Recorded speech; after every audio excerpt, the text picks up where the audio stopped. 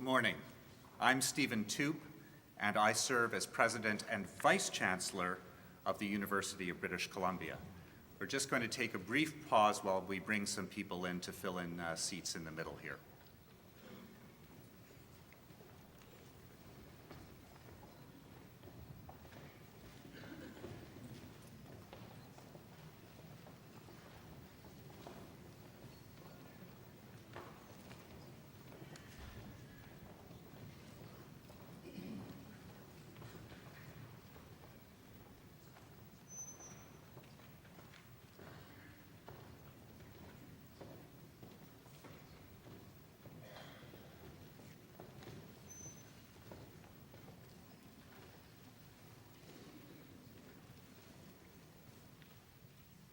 Madam Chancellor, every year at Congregation, UBC has the honor of bestowing honorary degrees upon individuals who, in the opinion of the university community, have fit the criteria of excellence and eminence in their chosen field. Ibrahim Gedeon is one of those individuals, and I invite him now to step forward to receive his honorary degree.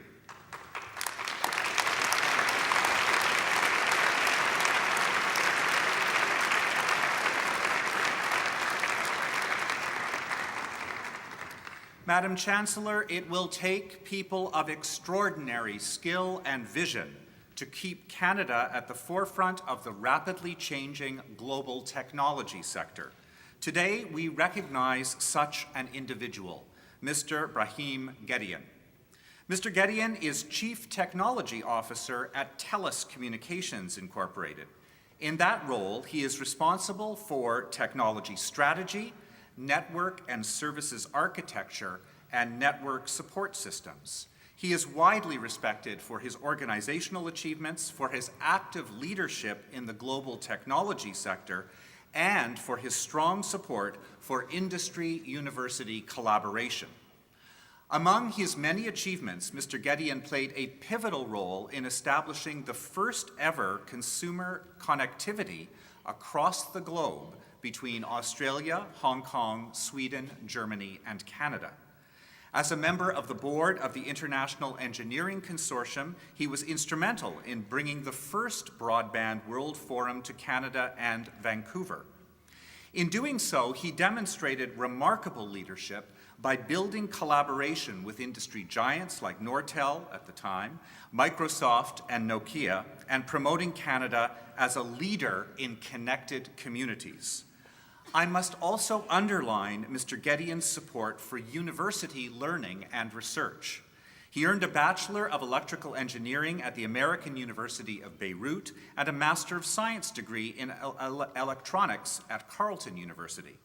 While at TELUS, he's been instrumental in supporting the UBC Faculty of Applied Science in major research grants. He has been a member of the UBC Electrical and Computer Engineering Advisory Board. He is also a board member of Engineers Without Borders, which has a very active UBC student chapter. Madam Chancellor, for his contributions to Canada's technology sector and for his active commitment to learning and research, I ask you to confer the degree of Doctor of Laws honoris causa upon Ibrahim Gedeon.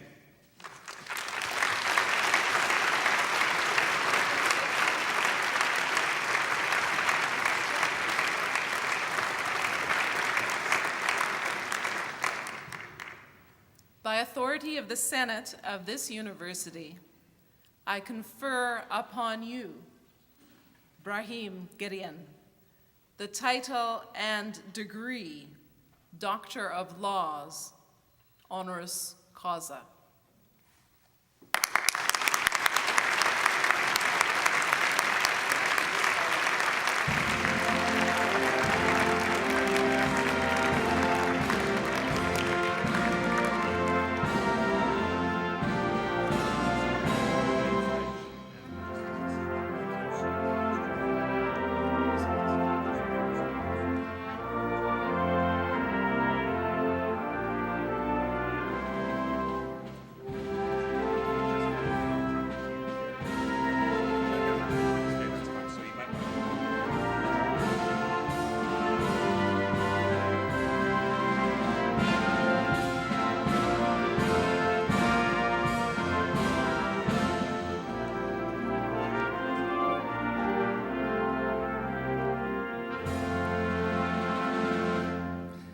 gives me great pleasure to ask Dr. Gedeon to say a few words.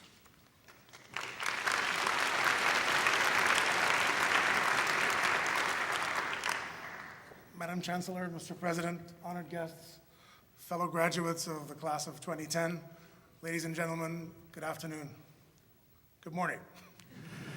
I have to say something. I promised I won't really be myself while I'm addressing you, because our industry is one that's very casual. So today is very formal, and words cannot express what I feel, actually, the gratitude, the honor, and both the Chancellor and the President were kind enough to say thank you for accepting this honor from UBC. Actually, it is mine, so thank you.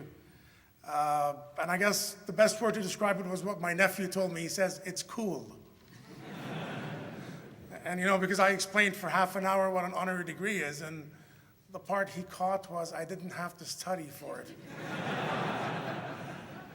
So I do believe there is no greater honor in the world than being recognized for work you did for the sake of the work itself.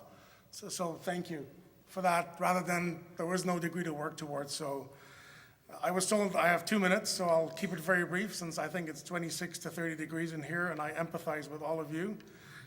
I have the special winter gown because it's a doctorate degree. So one of the things that I learned early in life as an engineer, we graduate, and if you have the best solution, you win, right?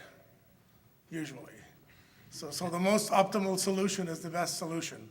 So as you go up in life, you learn a few more things, that the right solution is not the successful solution. So I'm hopefully going to share with you in the next minute or so what I learned over the last 10, 20 years. So it's very simple. As you start accumulating things in life, and you will, hopefully you'll be leaders, what's popular is not usually the right answer. So you spend a lot of time fighting with yourself. This is the right answer versus this is the answer that everybody else wants to hear. And yes, some of you will become politician, and popular is very important.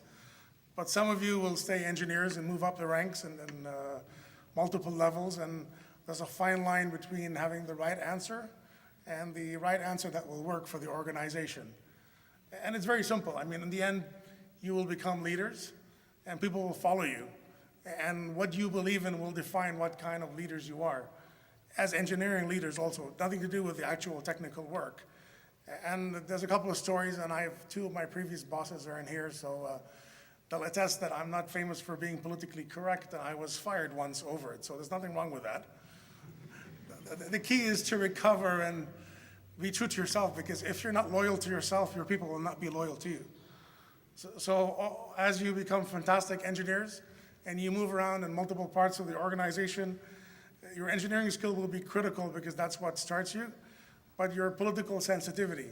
But at the end of the day, being able to understand what's right and sleeping comfortably at night is the most important. So that's my only small message, which is something you won't learn at school. I learned it the hard way.